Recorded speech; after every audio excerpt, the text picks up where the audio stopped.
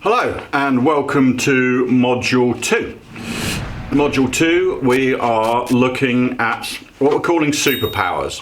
Now, it might sound a bit of a silly name, but again, it's an emotional response I want out of you. It's my job to make you learn these particular skills. So superpower or key competency, whatever you're going to remember. I think you'll probably remember superpower. Now, what this means is that the idea of this exercise is that we're trying to find our ideal client with a view that we can then begin to market to them. If we don't know what we are looking for, we are never going to be able to find it.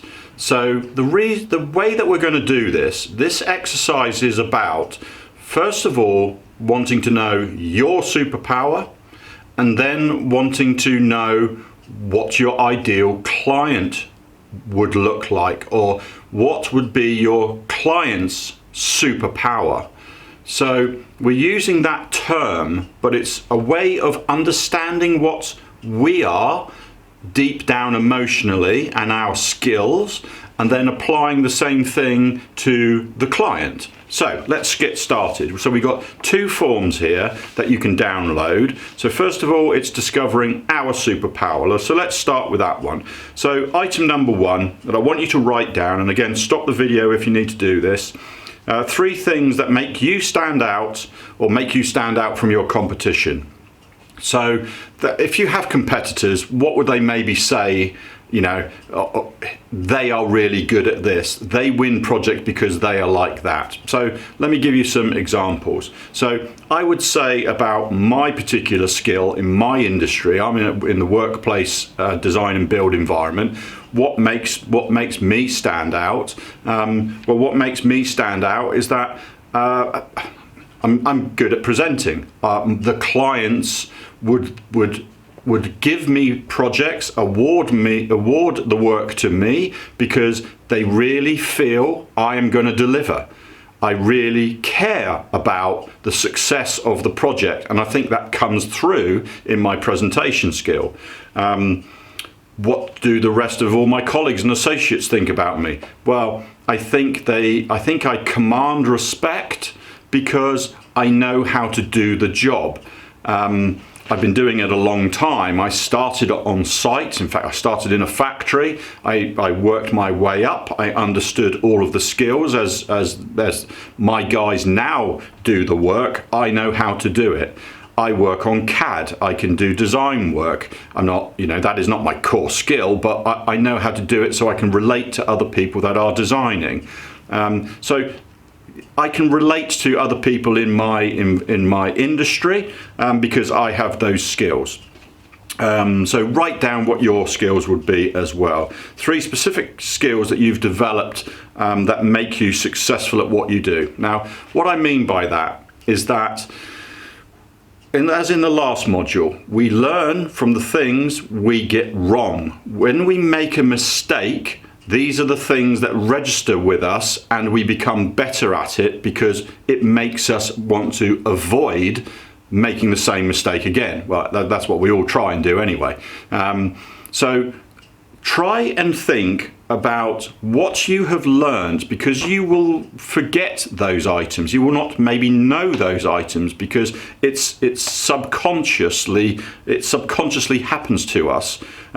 We don't talk to our friends and family all the time in a laughing, joking way about all the things we got right. We laugh and joke about the things we got wrong. In fact, that's part of the emotion.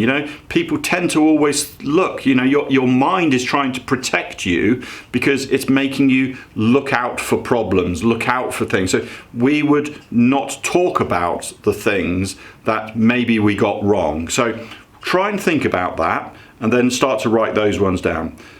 Number 3, list the 3 things in your business that makes you the happiest. Now, what this means is that the things that you do that you would never give up. So in my instance, I would say I would never give up doing the presentation with the client or taking the brief, because that's what I love to do. I love to do the presentation. I like the big reveal. I like to start to show all our teams design information and their presentations, and then hopefully have solved the problem. So communicating, negotiating, we're going to come to that later on, but that's what I love to do, and I would never give that away. So think about if you're saying your own situation and do the same thing. And then finally, the epiphany moment. Now, this you'll begin to see the strategy as what we're doing here. But in my example, I would say probably 2 years ago, I went through a stage, our business went through a stage of, we lost 3 quite large projects, one after the other. I was involved with them, and when it came to the post-mortem of our teams starting to ring the clients after a loss to find out what it was we did wrong, a very important thing, we were told things like, we didn't understand the client, we didn't get to know the client, we didn't, and I think really what the problem was, and I was struggling with this personally, is I began to feel that our business was no longer relevant, and we weren't connecting with our clients. So you see in a moment when we're looking for the clients, this was a big miss point. We weren't showing our superpowers to the right part of their superpowers, or at least our superpowers weren't so super anymore. So that's what's happened in your environment. What is something significant that really made you suddenly think about it? Okay, let's now look at